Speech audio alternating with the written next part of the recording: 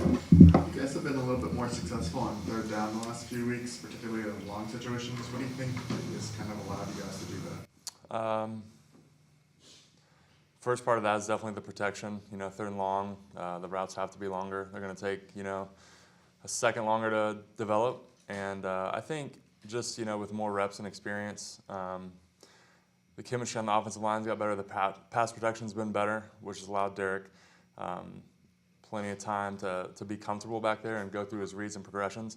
And then the chemistry between Derek and the receivers really seems like it's just every week it's just a little bit better and better. So the routes are crisp. He's getting the ball out quick, making good throws, and those are the things you need to be successful in third and long. And so we've been able to execute that. Can you talk about just the improvement of the offensive line overall, especially now with you back? Maybe there being a chance for more continuity and just even those things allowing the offensive line back there. Yeah, having the continuity is really important on the offensive line, and particularly with the guys that are playing right now. Everyone's played a lot of football, so you have your verbal communication, which is happens quickly and is very straightforward. You make a certain call and everyone knows what the call is. But then after that, there's a level of kind of nonverbal communication or like feel in a rep, right? Of like, hey, this guy goes inside. Well, I trust that my center's right there, so I can just pass him and look out to the next guy. So I think those things have been really important for us. And as we go, you expect that to get better and better. And as the season has gone, I think our level of play has improved a lot, which is really important to the offense's success.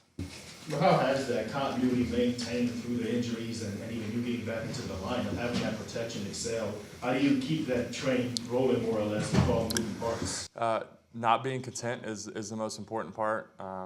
We had a pretty solid game of pass protection yesterday, and just going out this coming week and understanding that, hey, this is a different defensive scheme, different players up front.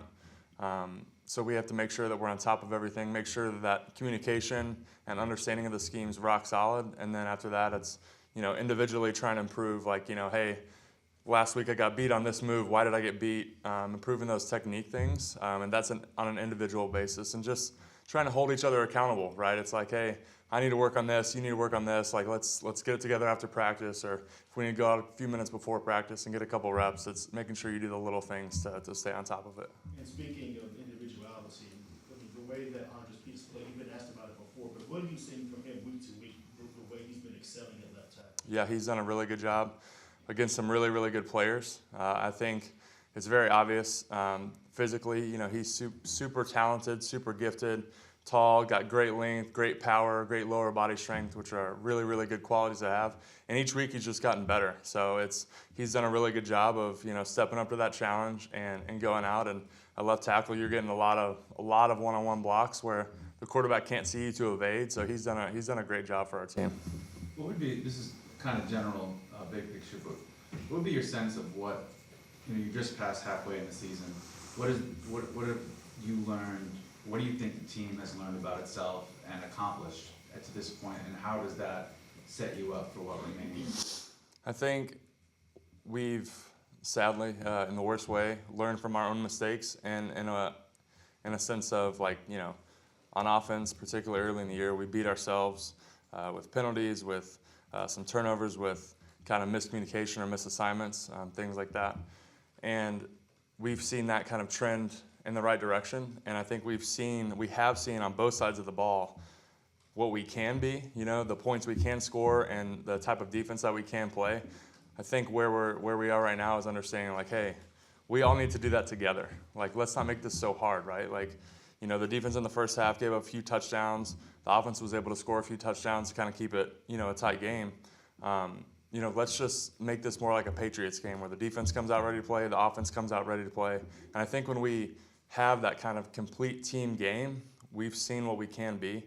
And so just keeping that in mind, like, hey, be accountable, like, do our job. Offense as a whole, we need to do our job. Defense as a whole, they need to do their job. And so we're excited about the potential that we have, because at times we have shown the kind of offense and defense that we can be, but it just needs to happen all together.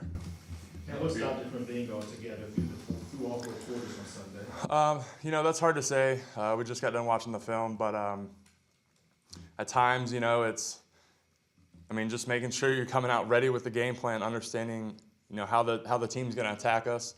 Sometimes early in a game, it's kind of an unscouted look or maybe a new wrinkle from an offense or a defense. Maybe they're giving us a new pressure that we haven't seen. So it's just having our rules down cold.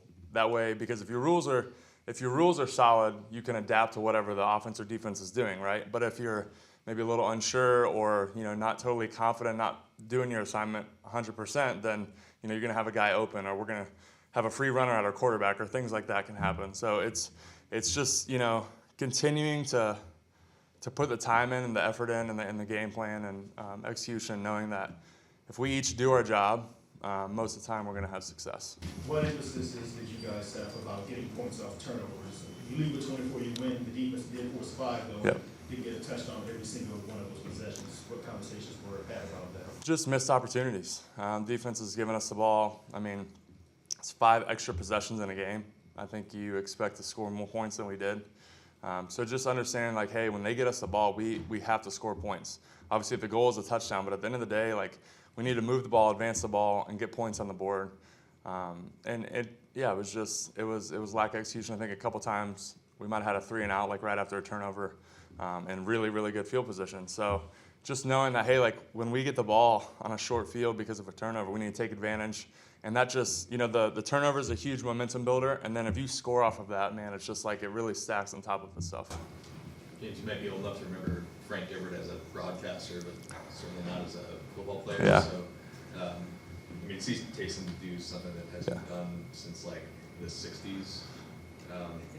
Is that surprising you at all? Or? I don't know if it surprises me, just having been around Taysom so long and seeing all the different abilities he has and the way that our game plan utilizes him. I think it's really important. It seems like when Taysom's running here, throwing here, blocking here, kind of all those different looks, we're having success on offense. And obviously when he comes out on the field, the defense from a huddle situation, they don't know what position he's going to play, right? So their defensive calls might relax or get more standard or more basic, which gives us a better chance to go out and line up and run a play against maybe a more vanilla look. Some teams decide when Taysom's in the game, hey, we're just going to bring max pressure. And so I think understanding when we get up to the ball and Taysom's in the game, particularly like when he's at quarterback, is just seeing the whole picture of the defense and understanding this is how they're going to attack us, and being able to have maybe a check at the line of scrimmage of a play that works better against pressure, works better against a vanilla defense has been really important. But yeah, Taysom can do it all, and just having him out there is a huge boost to the offense because it provides so much unpredictability for the defense.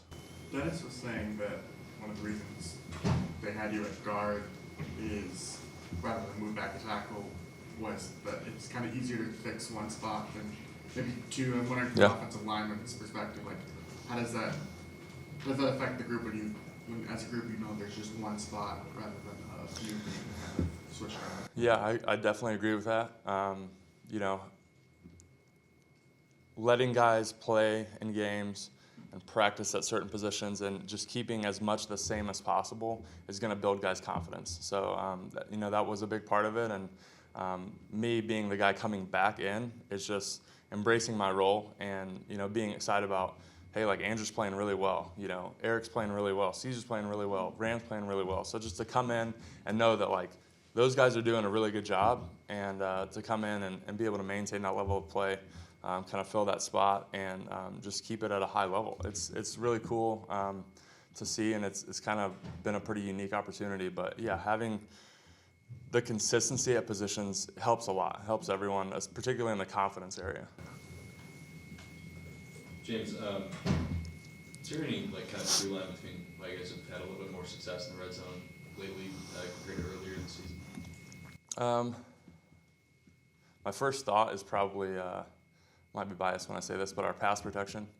In the red zone, if you can get another half a second, another second of protection, the quarterback can go through all his reads. I think early in the year, there were many times where, he felt pressure, right? And pressure in the red zone is, you don't take sacks in the red zone. Those are huge, huge plays. And so he feels pressure and just checks it down, or feels pressure and he can only go through, 2 of his 4 wide receivers, 4 of his options.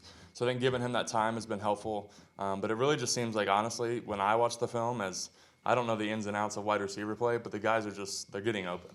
We've had some good schemes where guys are just wide open based on the play design, and then we've had times where, like Olave yesterday, ran the little whip route, and he just ran a good route and beat his man, and Derek threw him the ball. So I think those two things have been big for us and have allowed us to be a different offense on the scoreboard than we were earlier in the season. Do you know, is there like a reason y'all haven't been able to hit on a lot of explosives in the run game? Yeah, I think from an offensive line standpoint, I don't think we've done a good enough job of fitting on linebackers in the second level and maintaining those blocks. I think we're making contact, we're going to the right people, we're getting up, we're securing the first level, getting to the second level, and then I think the missing piece is just being able to sustain those blocks. The guys have done a good job against us, being able to punch and shed and make a tackle for a 6-yard gain instead of a 15-yard gain. So I think that's might be the missing piece right now and something that we'll definitely have to work on in practice. Is that something that can you feel that coming? Do you think that's close? I think it is close, yeah. We have, particularly this week, we saw some times where we were able to get up to the second level and, the running back makes one guy miss and it's like that block that we did sustain, that's now allowing us to, get another 5 yards, 10 yards. And you can see it on film. It's like so many times it's so close. The running back's getting tackled. Well, if that guy was either blocked or the running back made a miss, there's no one else, right? So we know we're close. You just got to keep pushing because those explosive runs are, again, they're just going to make everything else better. With one more about Taysom Hill, how weird is it just to think that he's not only the only active football player with the 10, 10, and 10 at least. There's only 3 other guys who've done it, and none of them are even alive. Yeah. I think the last one was 100 when he died last year. Is it kind of weird to think about that here's this guy across the locker room, he's the only football player alive who's Yeah, and the way he carries himself, you would never know it either, which makes it even cooler. It's just such a unique situation that you are playing on the same team as a guy that's, forever be in the history books for doing something that hardly anyone else, no one has ever done. So it's really awesome to be his teammate. He's a great guy, hard worker. He truly has embraced, whatever position or positions they have him at. And clearly, because he's embraced that, he's able to excel, right? He has no, I don't know, some people might get bitter about I want to be this, or I want to be just this or just this. But he just said, you know what, I'm going to be the best football player I can be, and that's it. 18 different positions, and I'm going to score points, any way I can. So it's just exciting to have a guy like that, and that attitude's contagious on the team.